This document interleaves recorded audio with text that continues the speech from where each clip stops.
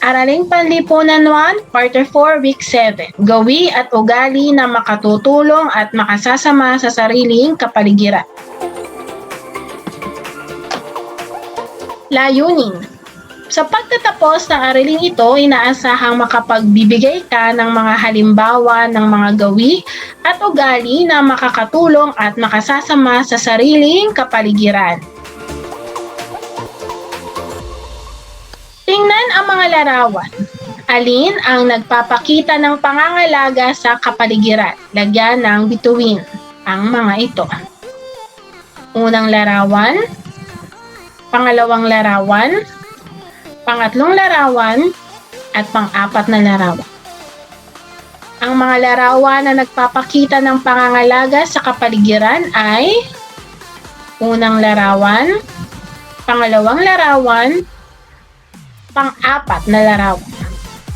Ang pangatlong larawan ay hindi nagpapakita ng pangangalaga sa kapaligiran. Tingnan ang mga larawan mula letter A hanggang letter I. Alin sa mga larawan ang nakabubuti sa tahanan?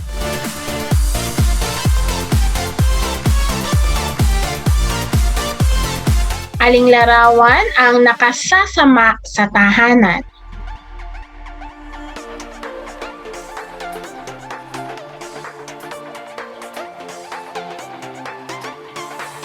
Number 3, alin naman sa mga larawan ang nakabubuti sa paaralan?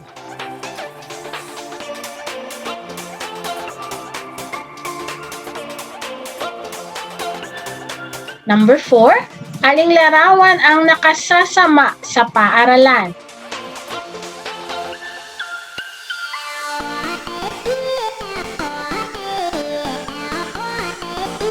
Number 5, ano-ano ang inyong mga gawi at kaugalian sa tahanan at paaralan?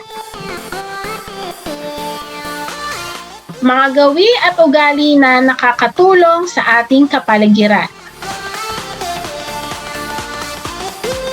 Pagtatapon ng dumi o kalat sa tamang tapunan. Paglilinis ng paligid at bakuran.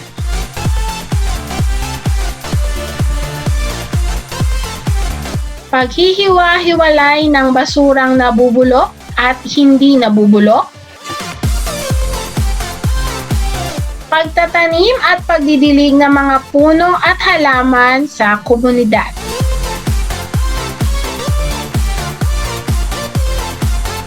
Pagtulong sa paglilinis ng silid-aralan at paaralan.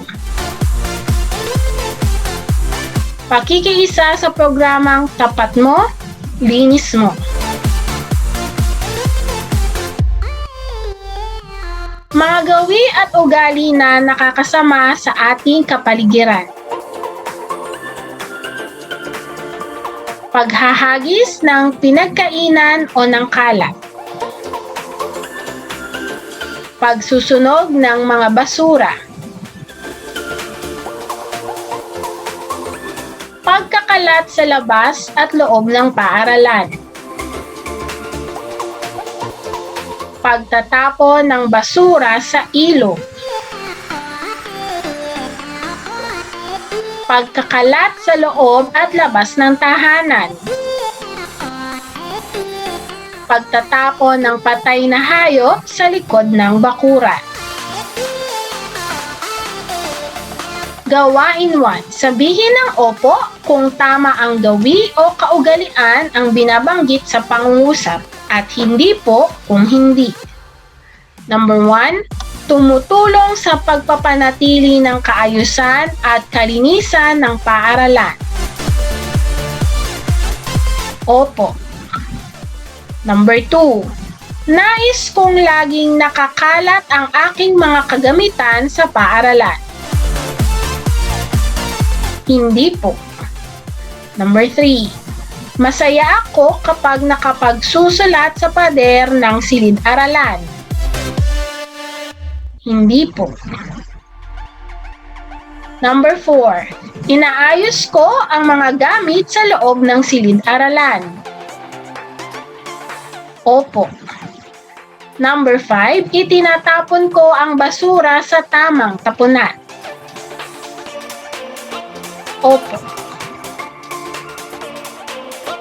Tandaan, ang pangangalaga sa kapaligiran ay mahalagang tuntunin na dapat nating gawin dahil malaki ang nagiging epekto nito sa ating araw-araw na pamumuhay at sa kalusugan.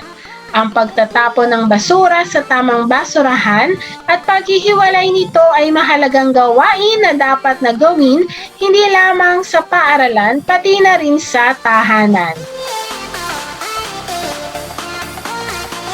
Kunin ang inyong show me board or whiteboard at isulat kung makabubuti o makasasama ang mga gawi at kaugalian na ipinahahayag ng bawat pangungusap. Number 1. Itapon sa daraanan ang balat ng pinagkainan.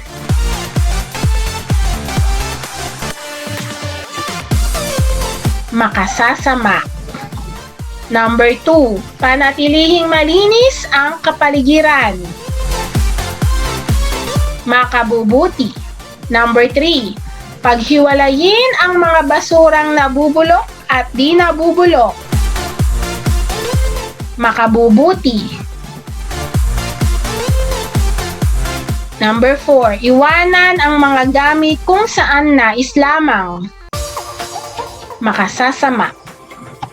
Number 5, ibato sa ibabaw ng bubong ang mga papel. Makasasama.